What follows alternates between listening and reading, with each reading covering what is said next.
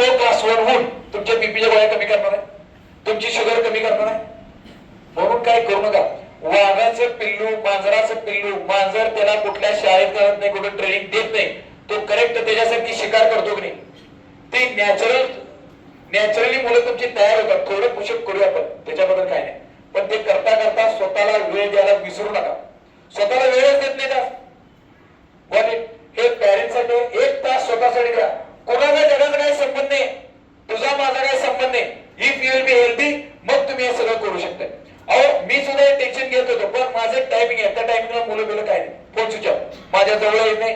दिवसभर बघा, पालक खास करून जेंट्स वडील दिवसभर एक तरी धंदा पाण्याचं टेन्शन, घरी आली का मम्मी किचन मध्ये त्याला मारा, बघा मार करतो, पप्पा लगेच बॅग पीड धबाध, हे बाळ इथं चालूच आहे. तुम्ही कधी एका कोपऱ्यात बसून विचार केला? मग आता लोक वेळ कशा करत, रात्री 1 तास बसून मोबाईल स्क्रोलिंग. ते मुलगा जवळ नसते, बायको जवळ नसते, पण ते हे मोबाईलचं झालं. तुमची एक जण डॉक्टरकडे गेले, म्हणले सर डॉक्टर माझं वजन नाही वाढले, वजनच कमी आहे ना. डॉक्टर म्हणले मैदानी खेळ खेळा, रनिंग करा, क्रिकेट खेळा, व्हॉलीबॉल खेळा.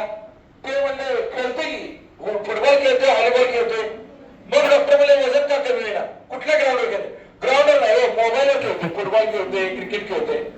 अशातला प्रकार आहे. तुम्ही हेल्दी राहा, तुमच्या तोंडावर स्माइल पाहिजे. पोराच्या तोंडावर स्माइल नसली तर चालेल.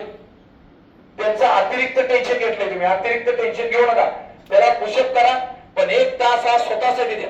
माझं फिटनेस चांगलं व्हायला लागले की नाही, माझी हेल्थ चांगली व्हायला नाही, मला मेंटली रिलॅक्स मिळते की नाही, त्याच्याकडे प्रत्येक पालकाने आवर्जून लक्ष द्या. Okay, thank you.